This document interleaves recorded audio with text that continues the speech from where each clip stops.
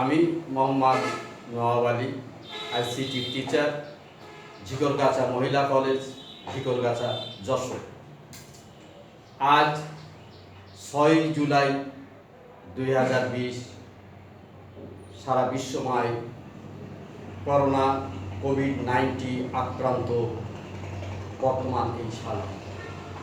আমরা এই সালে মার্চ মাস পর্যন্ত রেগুলার ক্লাস নেওয়ার পর আমরা শেখ হাসিনার ডিজিটাল বাংলাদেশের সুবিধা ভোগ করতে যেয়ে আজ আমরা অনলাইন ক্লাস গ্রহণ করছি।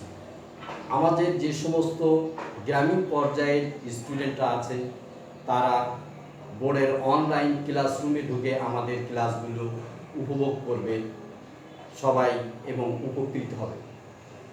আজ আমরা এই দিনে আমি দাঁড়িয়ে আমাদের বাংলাদেশের এই কোভিড-19 বিগত দিনে মৃত ব্যক্তিদের আত্মার মাগফিরাত কামনা করি এবং যারা কোভিড-19 অসুস্থ আছেন তাদের সুস্থতা কামনা করি। এই সহ সারা বিশ্বে মৃত কোভিড-19 ব্যক্তিদের আত্মার মাগফিরাত কামনা করে সারা বিশ্বময় কোভিড-19 আক্রান্ত ব্যক্তিদের সুস্থতা কামনা করে আমি আজকে আমার ক্লাস আইসিটির ক্লাস শুরু করছি।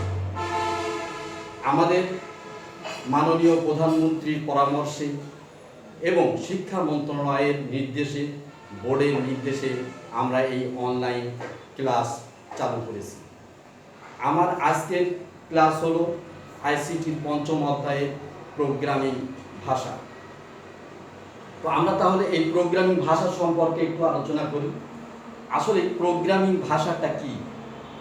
একটা কম্পিউটার বা একটা মানুষ বা একটা জীবের মধ্যে যখন কোনো অ্যাক্টিভিটিস আমরা তৈরি করি, দেখতে চাই, দেখাতে চাই, যেমন একটা বাচ্চাকে যখন আমরা কোনো জিনিস শেখাই তাকে প্রথমে বলতে হয় এটি কলম বা এটি খাতা বা এটি বই।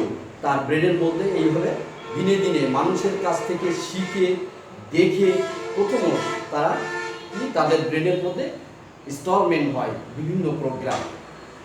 এমনিভাবে কম্পিউটার একটা ইলেকট্রনিক গুডস, ইলেকট্রনিক মেশিন, যে নিজে চলতে পারে না, তাকে এইভাবে মানুষকে যেমন শেখায় তেমনি কম্পিউটারের ভিতরে ইলেকট্রনিক উপায়ে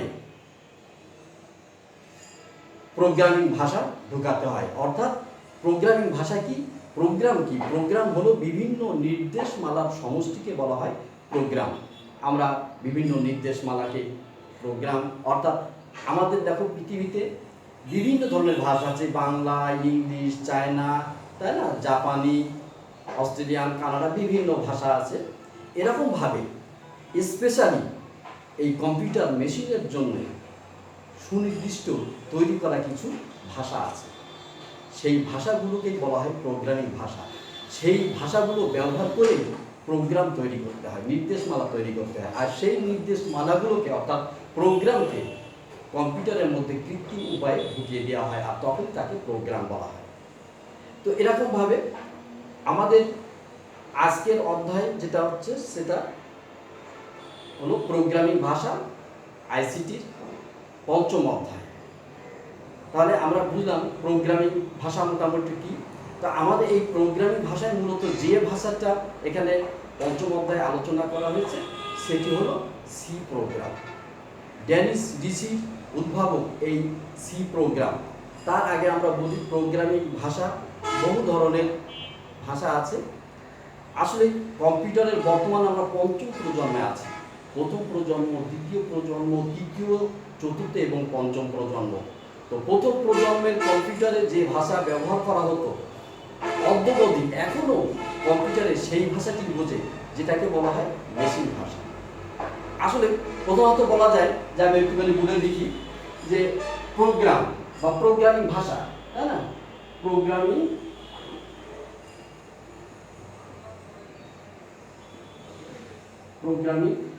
ভাষা। প্রোগ্রামিং ভাষাকে প্রথমত 2 ভাগে ভাগ করা হয়। একটা হলো নিম্ন স্তরের ভাষা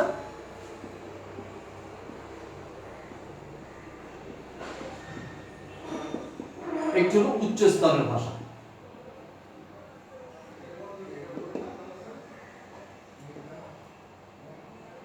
নিম্ন স্তরের ভাষাকে আবার দুই ভাগে ভাগ করা হয়। একটা হচ্ছে মেশিন ভাষা, আর একটা হলো অ্যাসেম্বলি।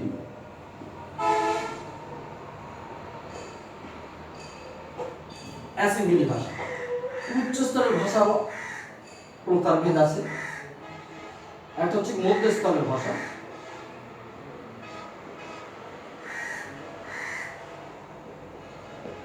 আর একটা হচ্ছে উচ্চ স্তরের। এই মেশিন ভাষা যখন প্রথম কম্পিউটার আবিষ্কার হয় তখন কম্পিউটারের মেমোরিতে যে প্রোগ্রাম প্রবেশ করানো হতো সেটি ছিল মেশিন ভাষা। অর্থাৎ মেশিন ভাষা কাকে বলে? শুধুমাত্র 0 আর 1 বাইনারি 0 আর 1কে ভোল্টেজে রূপান্তর করে, অর্থাৎ ভোল্টেজ লেভেলটা 0 থেকে 0.8 ভোল্টকে বলা হয় 0, আর +2 থেকে +5 ভোল্টকে বলা হয় 1। এরকম ইলেকট্রিক ভোল্ট রূপে কম্পিউটারের মেমোরিতে প্রবেশ করানো হতো মেশিন ভাষা। সেই কম্পিউটার আবিষ্কারের প্রথম যুগ থেকে অদ্যাবধি কম্পিউটার এই মেশিন ভাষা ছাড়া অন্য কোনো ভাষা বোঝে না। তবে এই মেশিন ভাষার কিছু অসুবিধা ছিল, আমরা খুব সংক্ষেপে এটা আলোচনা করি। মেশিন ভাষার অসুবিধা ছিল কি, যে কম্পিউটারের জন্য যে ভাষা তৈরি করা হতো, যে প্রোগ্রাম তৈরি করা হতো, সেই প্রোগ্রামটি শুধুমাত্র ওই মেশিনে ব্যবহার করা যেত, অন্য প্রকৃতির কোনো মেশিনে এটি ব্যবহার করা যেত না। আর এটি একটা অসুবিধা। দ্বিতীয় অসুবিধা ছিল যে মেশিন ভাষা অর্থাৎ 0 আর 1 দিয়ে লেখা প্রোগ্রাম, যেখানে প্রোগ্রামাররা এই প্রোগ্রাম করতে সময় লাগতো বেশি, কষ্ট হতো বেশি, কিন্তু শুধুমাত্র 0 আর 1-এর যেহেতু ব্যবহার করা হতো সেহেতু এখানে ভুলের পরিমাণ এত হতো যে ভুলটাকে নির্ণয় করা কষ্টসাধ্য হতো এবং সংশোধন করা ছিল কষ্টকর। এই দুটি অসুবিধা দূর করার জন্য পরবর্তীতে এই মেশিন ভাষা থেকে উন্নত একটি, অর্থাৎ এটি প্রথম প্রজন্মে ব্যবহার করা হতো। তারপরে এলো কম্পিউটারের দ্বিতীয় যুগ, দ্বিতীয় প্রজন্ম অ্যাসেম্বলি ভাষা, যাকে সাংকেতিক ভাষা বলা হয়। আসলে মেশিন ভাষা মানুষের জন্য প্রোগ্রাম লেখা ছিল জটিল, ভুল নির্ণয় করা, ভুল সংশোধন করা ছিল জটিল, যার জন্য অ্যাসেম্বলি ভাষা, সাংকেতিক ভাষা এলো। সাংকেতিক ভাষা মানুষের কাছে সহজ হলো, কিন্তু কম্পিউটার এই সাংকেতিক ভাষা সরাসরি বোঝে না। তখন কি করা হলো, আরেকটি ভাষা তৈরি করা হলো, প্রোগ্রাম তৈরি করা হলো, যেটাকে বলা হয় অনুবাদক প্রোগ্রাম। অর্থাৎ কম্পিউটার শুধুমাত্র মেশিন ভাষা 0 আর 1 ছাড়া কোনো কিছুই বোঝে না। তো কম্পিউটারকে এই 0 আর 1-এ রূপান্তর করার জন্য অ্যাসেম্বলার নামক একটি অনুবাদক প্রোগ্রাম তৈরি করা হলো। সেই অনুবাদক প্রোগ্রামের মাধ্যমে কম্পিউটারে এই মেশিন ভাষায় ইনপুট দেওয়া হতো। পরবর্তীতে দেখা গেল এই অ্যাসেম্বলি ভাষার কিছু অসুবিধা দেখা দিল। এক, অ্যাসেম্বলি ভাষায় যে প্রোগ্রাম তৈরি করা হয় সেই প্রোগ্রাম শুধুমাত্র মেশিন নির্ভর, অর্থাৎ ওই মেশিন ছাড়া অন্য কোনো মেশিনে ব্যবহার করা যায় না সার্বজনীনভাবে।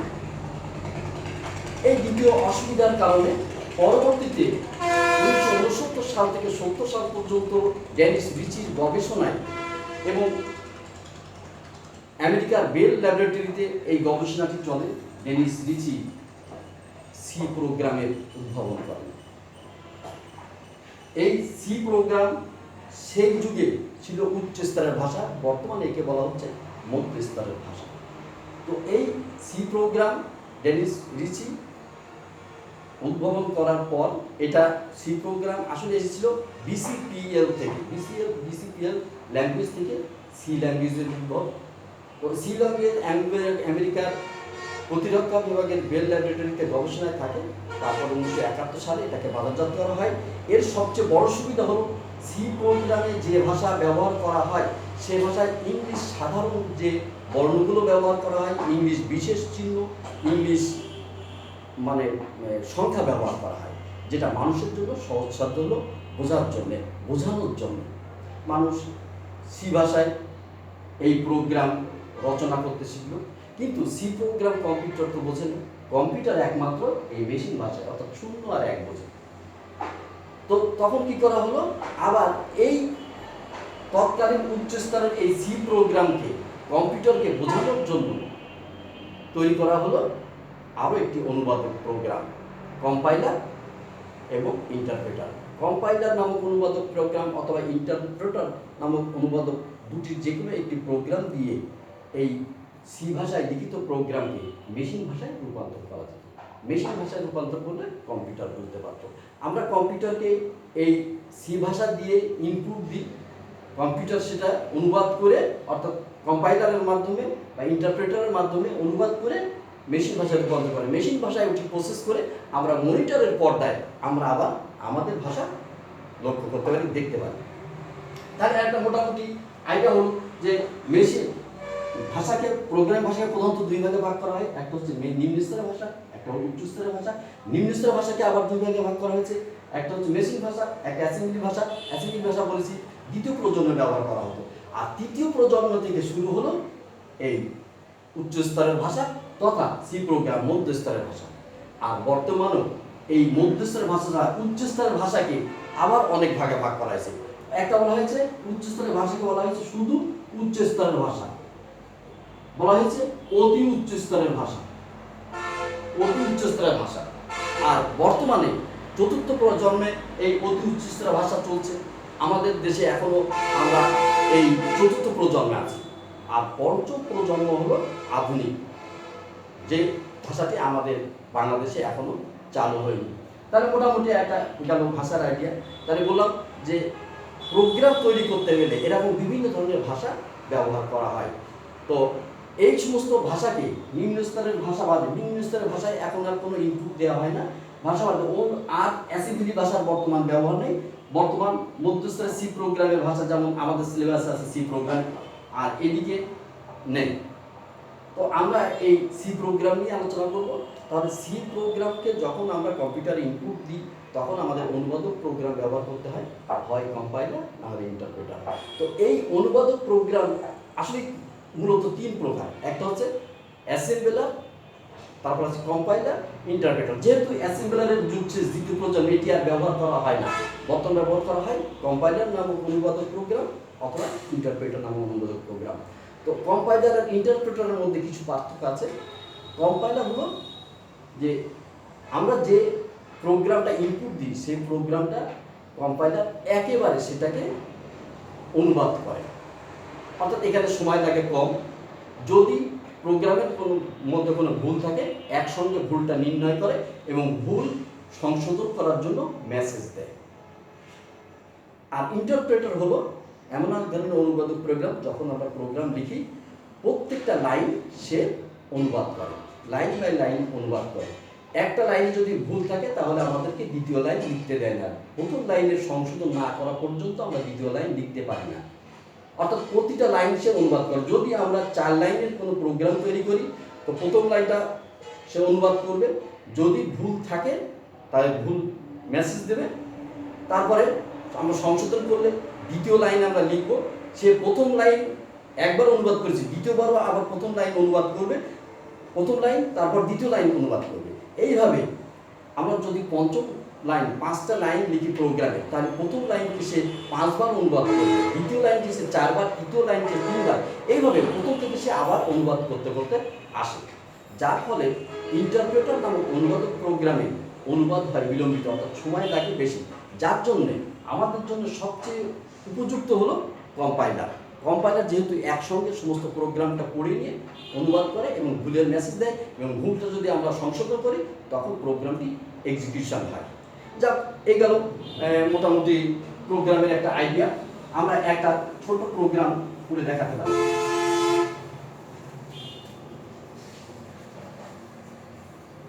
এই যে বলছি প্রোগ্রাম, আসলে প্রোগ্রাম লিখতে গেলে এর বেশ কয়েকটি স্তর আছে। প্রোগ্রাম এমনই একটা জটিল জিনিস, হয়তো একটা প্রোগ্রাম আমি 5 দিনে, 10 দিনে, 3 মাসে, 6 মাসে করলাম, যদি তার মধ্যে সামান্যতম ভুল থেকে থাকে তাহলে এই প্রোগ্রামটি এক্সিকিউশন হবে না, অর্থাৎ কার্যকর হবে না। তো আমরা এই প্রোগ্রাম লিখতে গেলে বিশ্বের যত প্রোগ্রাম আছে কিছু ধাপ মেনটেন করে তারা এই প্রোগ্রাম রচনা করেছেন, আমরা সেভাবে চেষ্টা করি শেখানো। একটি প্রোগ্রাম করতে গেলে প্রথমত আমাদের সমস্যা নির্ণয় করতে হয় যে আমরা কী ধরনের প্রোগ্রাম করবো, আমার সমস্যাটা কী। কোন সমস্যার উপরে আমি আমার প্রোগ্রামটা লিখব। আর সেই সমস্যা নির্ধারণ করতে গিয়ে প্রথমেই যদি আমরা সমস্যা নির্ণয় করতে পারি, তাহলে আমরা প্রোগ্রামের অ্যালগরিদম তৈরি করব। অ্যালগরিদমটা কি? অ্যালগরিদম হলো প্রোগ্রামকে অ্যানালিসিস করে প্রোগ্রামকে ছোট ছোট অংশে ভাগ করা এবং ধারাবাহিকভাবে সাজিয়ে সেটাকে সমাধা করা, একে বলা হয় অ্যালগরিদম। তাহলে প্রোগ্রাম তৈরির প্রথম ধাপ হলো অ্যালগরিদম।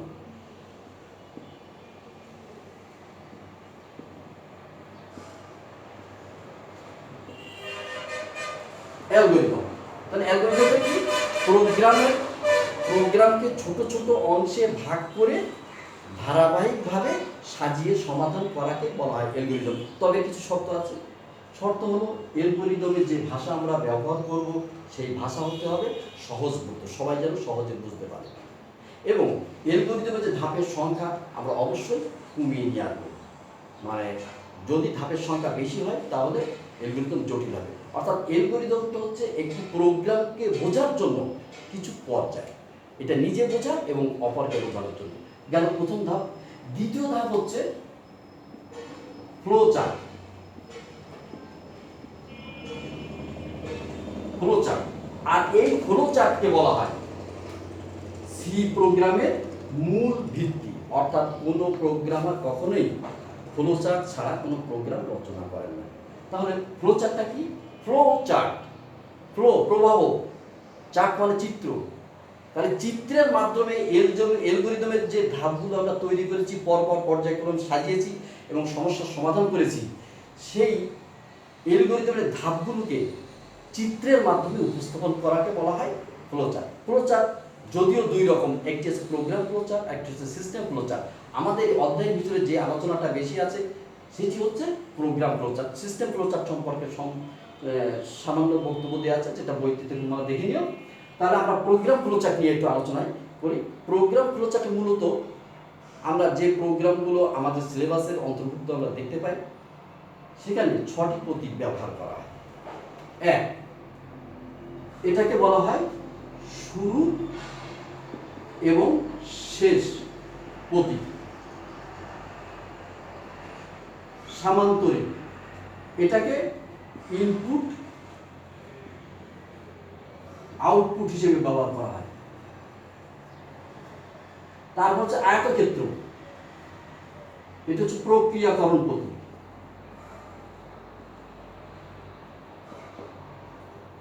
তারপর হচ্ছে বৃত্ত, এটি হচ্ছে সংযুক্তির প্রতীক। তারপর হচ্ছে তীর,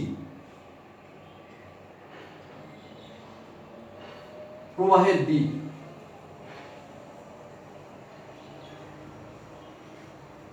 আরেকটি আছে সিদ্ধান্ত, এটি হচ্ছে সিদ্ধান্ত, সিদ্ধান্ত প্রতীক। আমরা 1, 2, 3, 4, 5, 6 মূলত এই 6টি প্রতীকের সাহায্যে আমরা ফ্লোচার্ট তৈরি করি। তাহলে গেল একটা প্রোগ্রাম লিখতে গেলে প্রথমত অ্যালগরিদম, দ্বিতীয়ত ফ্লোচার্ট, তারপরে 3 নম্বরে করা হয় সুডো কোড।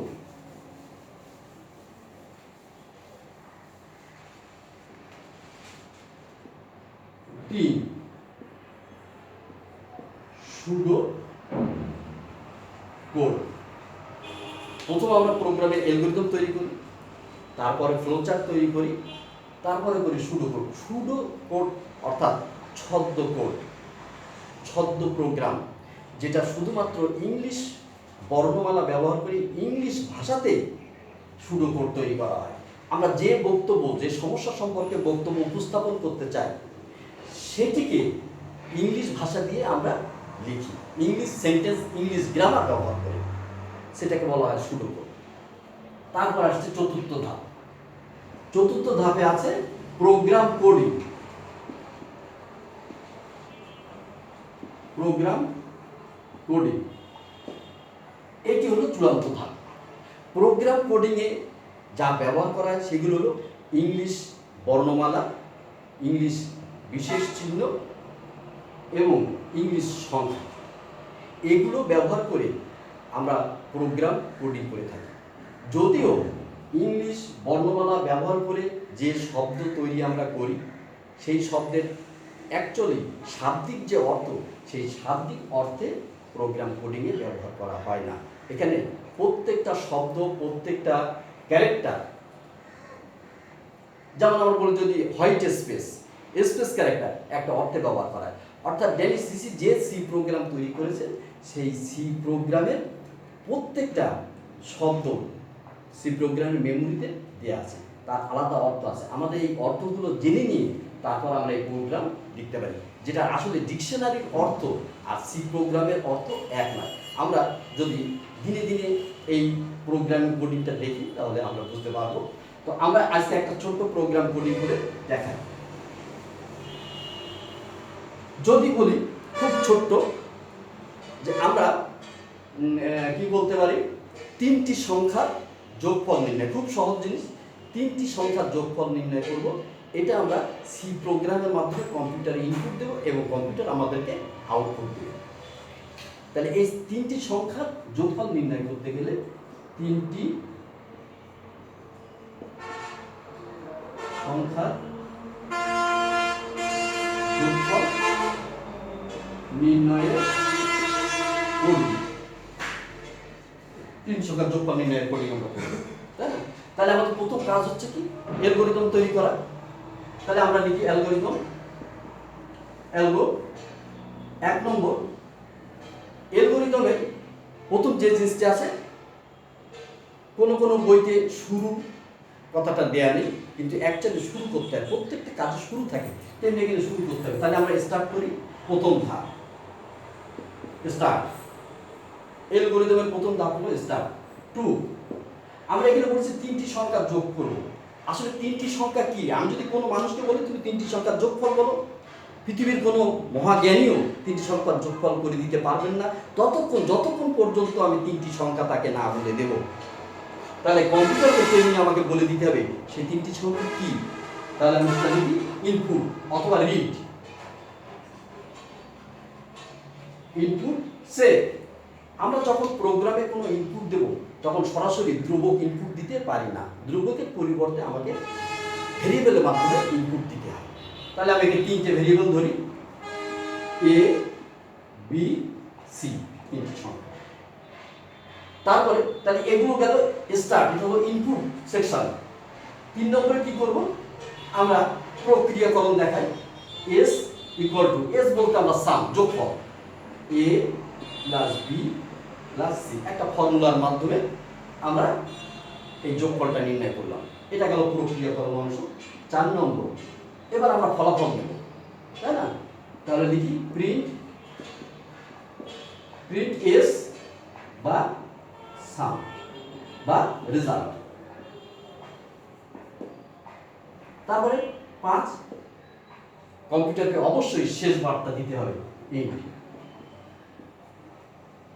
এটা গেল তিনটি সংখ্যার যোগফল নির্ণয়। তিনটি সংখ্যা ভগ্নাংশ সংখ্যা হতে পারে, তিনটি সংখ্যা পূর্ণ সংখ্যা হতে পারে। যখনই কোনো প্রশ্নে আগে তিনটি সংখ্যার যোগফল, আমরা সবসময় ভগ্নাংশটাকে অ্যাভয়েড করবো, পূর্ণ সংখ্যার আমরা যোগফল দেখাবো। তাহলে এটা গেল অ্যালগরিদম। আমি এরপর দেখাই দ্বিতীয় ধাপ, যেটা ফ্লো চার্ট।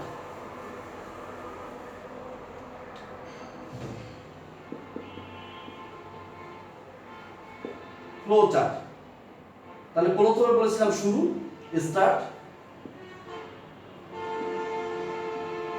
দ্বিতীয় ছিল ইনপুট অথবা read,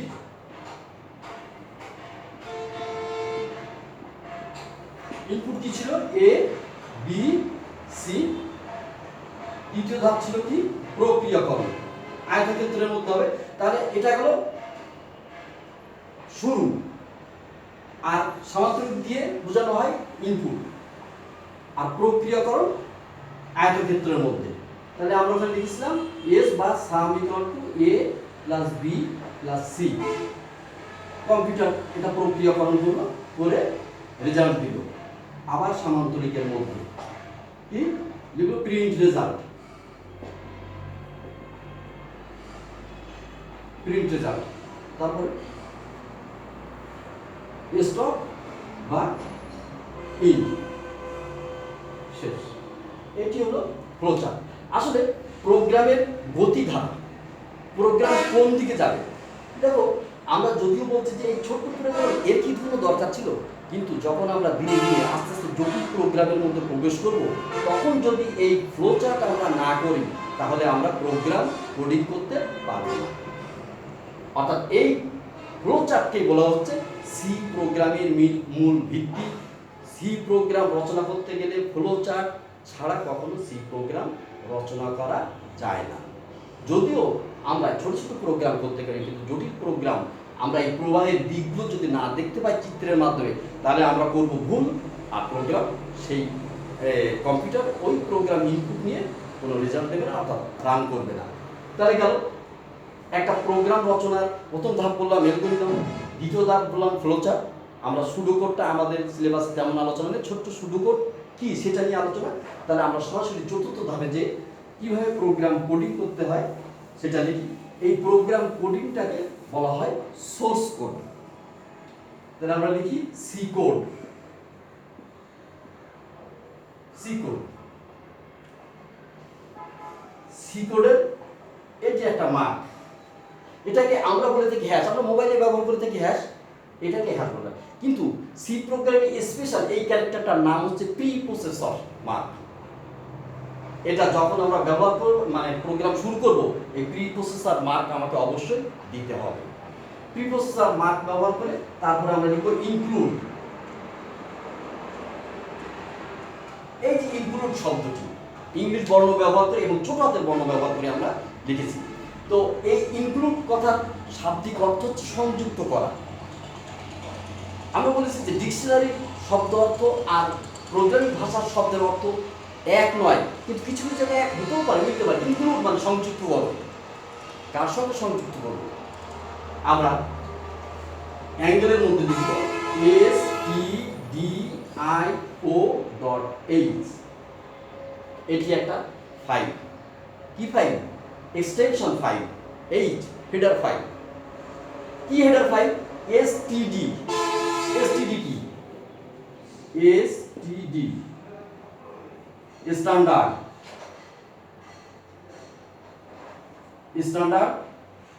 input output. std standard IT input ওতে আউটপুট। তাহলে এটি একটা হেডার ফাইল। কম্পিউটারের মেমোরিতে অনেকগুলো হেডার ফাইল আছে।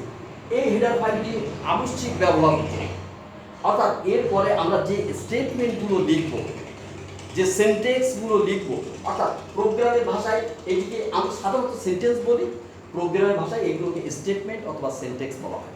তাহলে এই স্টেটমেন্টে আমরা লিখেছি হ্যাশ ইনক্লুড অ্যাঙ্গেলের ভিতরে stdio.h।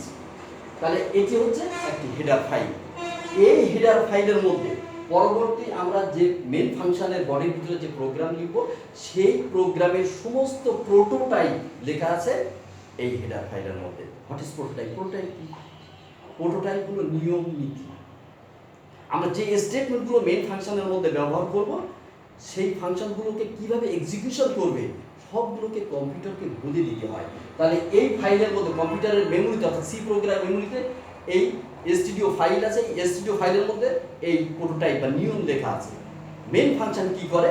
সেখানে সংযুক্ত করে, মেন ফাংশনের স্টেটমেন্টগুলোকে সংযুক্ত করে এখান থেকে জেনে নেয়, জেনে নিয়ে তারপর এক্সিকিউশনের কাজ করে। তারপরে আমরা যেহেতু প্রথম প্রোগ্রাম, আমরা সব লাইনগুলো লিখব না, একটু ছোট করি। এরপরে আবশ্যিক ব্যবহার, তাহলে এটা আমাদের অবশ্যই লিখতে হবে লাইনটি। তারপরে লিখি মেইন।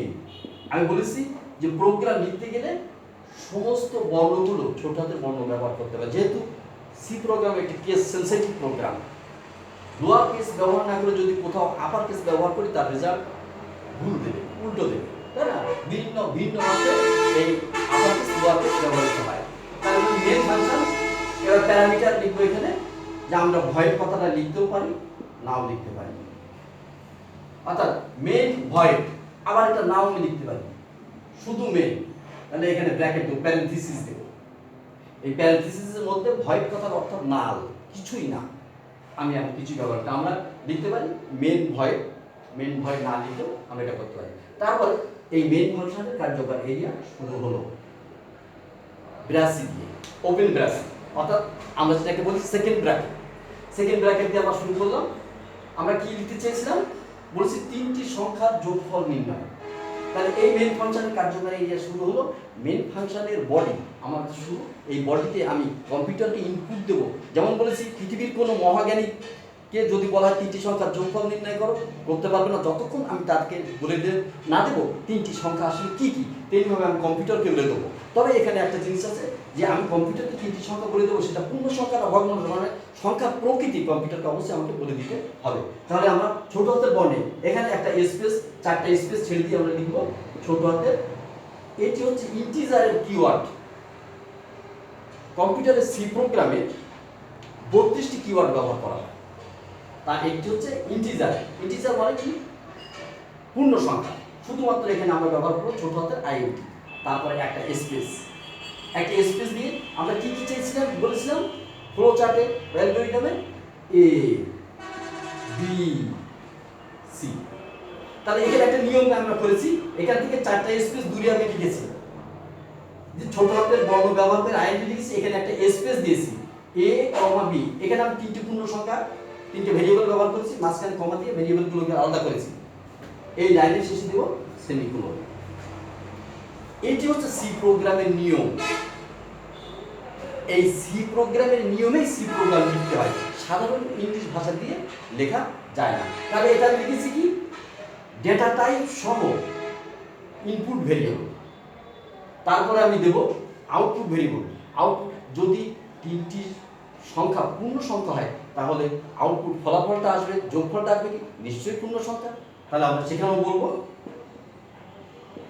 ইন্টিজার। এবং এই ডেটা টাইপের পরে একটা স্পেস দিয়ে আমি লিখতে পারি কি সে সাম। সাম নামে একটা ভেরিয়েবল দিলাম, অথবা যদি মনে করি আরো সংকেত করবো এস, আমি আমার মতো করে যৌক্তিক ভেরিয়েবল ধরে নিলাম। এবং প্রত্যেকটা লাইনকে সেমিকোলন দিয়ে আমাকে শেষ করতে হবে। তাহলে গেল ইনপুট ভেরিয়েবল আমি ঘোষণা করলাম, আউটপুট ভেরিয়েবল ঘোষণা করলাম। এবার কম্পিউটারকে আমি ফর্মুলা বলে দেবো যে কোন প্রক্রিয়ায় তুমি এটা ফলাফল দেবে।